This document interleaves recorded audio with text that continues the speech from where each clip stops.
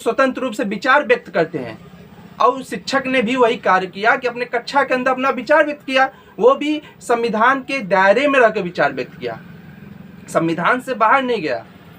उसका स्टेटमेंट सिर्फ एक ही लाइन था कि आप पढ़े लिखे व्यक्ति को वोट दीजिए। ये तो एक उचित स्टेटमेंट है।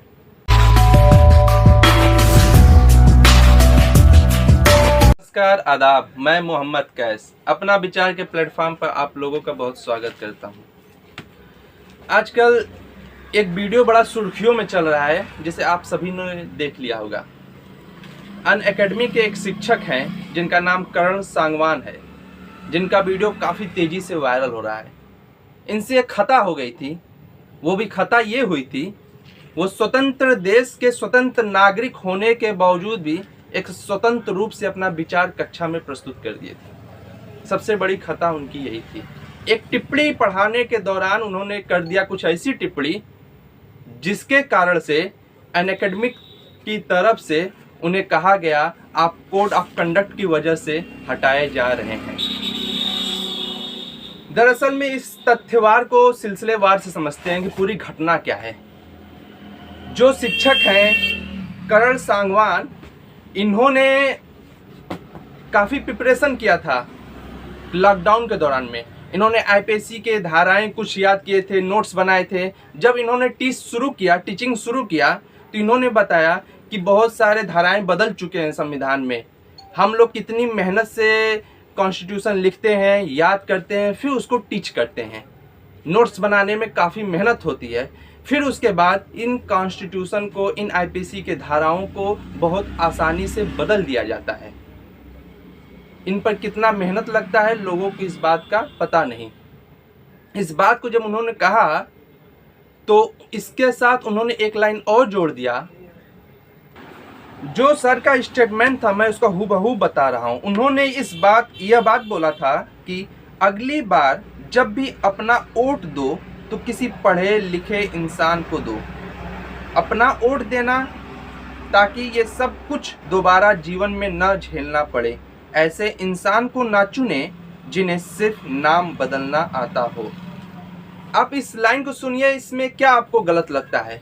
एक शिक्षक ने कहा आप ऐसे शख्स को वोट दीजिए, ऐसे नेता को वोट दीजिए जिसे सिर्फ नाम बदलना नहीं आता हो बल्कि कुछ काम भी करना आता हो। एक पढ़े लिखे नेता को वोट देना चाहिए।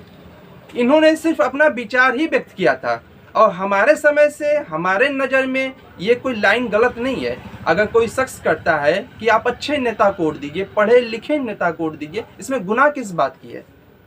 आप अपने दिमाग से भी सोच सकते हैं। लेकिन उनकी खता यही थी कि उन्होंने क्लासरूम में ये बात कर दिया। शायद ये बात भूल चुके थे कि जो नेता पदवी है उसमें बहुत लोग अनपढ़ भी हैं, बहुत लोग सत्ता के पावरफुल भी हैं, जिनके पास मसल्स पावर है, मनी पावर है। उनको ऐसी बात बोल दिए ताकि बुरा न लग जाए। इस व्याख्या में आमतौर पर लोग इससे विचार देते हैं लोगों को एक दूसरे से। वोट के दौरान भी लोग कहते हैं, प्रचार प्रसार के दौरान भी कहते हैं। और एक शिक्षक का दायित्व तो भी होता है वो अपने स्टूडेंट्स को एक अच्छी राय दे, एक स्टूडेंट्स को अपने बताए आप किसको वोट दो, किसको न दो। जबकि इन्होंने अपने स्टेटमेंट में किसी व्यक्तिगत लीडर का नाम नहीं लिया, किसी व्यक्तिगत लीडर की कोई पहचान नहीं लिया। उसने सार्वजनिक रूप से इस बात की घोषणा की कि आप वोट दो लेकिन किसी पढ़े लिखे को वोट दो। इसमें कोई गुनाह की बात नहीं थी, लेकिन वोट दो लेकिन पढ़े लिखे को वोट दो। और जिसके साथ ये घटना हुआ, करण जी जो शिक्षक है, वो मालूम है आप किस चीज के शिक्षक थे?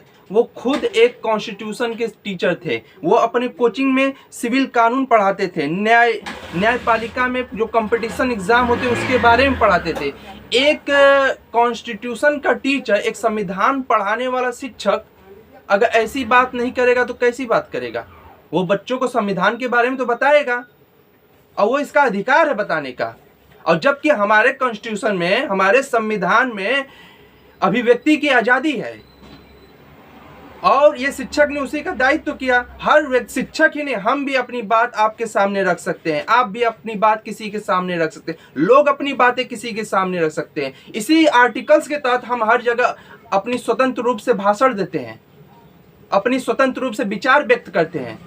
और शिक्षक ने भी वही कार्य किया कि अपने कक्षा के अंदर अपना विचार व्यक्त किया, वो भी संविधान के दायरे में रहकर विचार व्यक्त किया, संविधान से बाहर नहीं गया।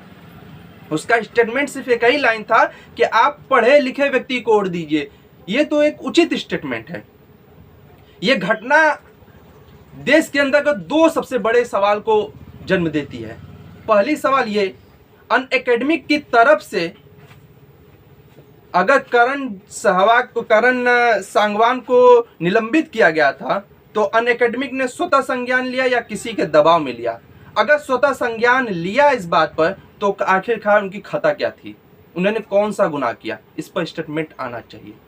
दूसरी बात, अगर उन्हें निलंबित किया गया तो उन्होंने कोई ऐसी संविधान का उल्लंघन नहीं किया था, क्योंकि हमारे संविधान में अभिव्यक्ति की आज़ादी के लिए अनुच्छेद बने हैं जिसके तहत हम अपना विचार व्यक्त कर सकते हैं।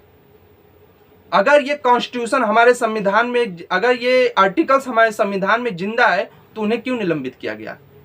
अगर उन्हें निलंबित कर दिया गया बिना किसी गुनाह का तो इसका मतलब हमारे देश से अभिव्यक्ति की आज़ादी वाली जो संविधान है वो धीरे धीरे मिट रही है, दब रही है, गुलामों की जंजीरों के नीचे आ रही है। यह घटना किसी एक टीचर या किसी एक शख्स पर नहीं है। इससे पहले भी एक घटना हुआ था, आपको याद है, उसके अंतर्गत भी एक शिक्षक को कोचिंग से निकाल लिया गया था। ये एक नई विचारधारा को जन्म दे रही है। अगर ऐसे ही चलता रहा तो आने वाले वक्त में हर भारतीय नागरिक को इसका भुगतान भुगतना पड़ेगा, क्योंकि ये संविधान की बात है। आप अगर यदि सही कार्य करते हैं, सही अपना कोई विचार व्यक्त करते हैं, उसके बावजूद भी अगर आपको सजा मिलती है या सजा के हकदार आप हो जाते हैं तो इसमें मेरा सिर्फ घटा नहीं है, इसमें संपूर्ण देशवासियों का घटा है। आज मेरा नंबर, कल आपका नंबर। करण ने अपनी अभिव्यक्ति की आजादी पेश किया था, एक संविधान के दायरे में अपना विचार व्यक्त किया था, लेकिन उसको इसकी सजा ये मिली, उसको ड्यूटी से निकाल दिया गया। आप अपना इस तथ्य पर, इस घटना पर क्या विचार रखते हैं, कमेंट बॉक्स में जरूर लिखें। और हाँ, मेरे चैनल को लाइक और सब्सक्राइब करना न भूलें। धन्यवाद। मैंने अपने स्टूडेंट्स को कहा था कि आप जब भी वोट करें एक पढ़े लिखे व्यक्ति को वोट करें। व्यक्ति विशेष का नाम नहीं लिया मैंने, जो मैंने कहा मैंने ठीक कहा, और वो मेरी एक जर्नल स्टेटमेंट थी टू माय ऑल स्टूडेंट्स।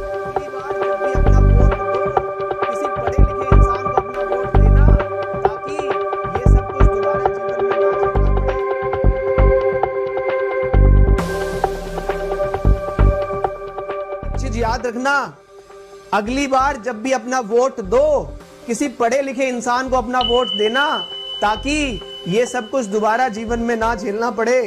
ठीक है।